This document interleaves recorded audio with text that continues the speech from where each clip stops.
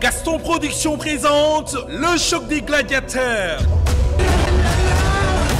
Le 1er janvier war a doon le combat royal war a dox ci diggante Modou Lo le roc des Parcelles Assainies le roi des arènes ak kan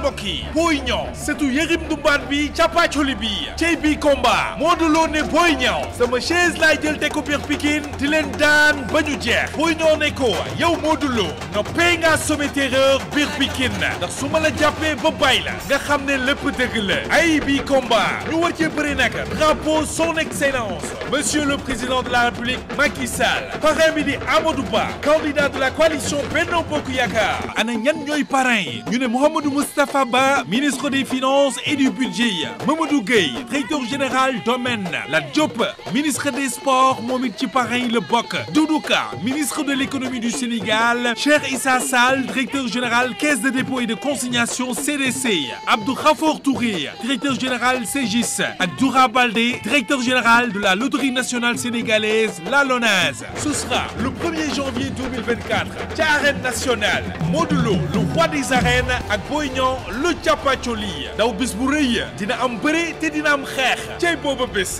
ku jum daan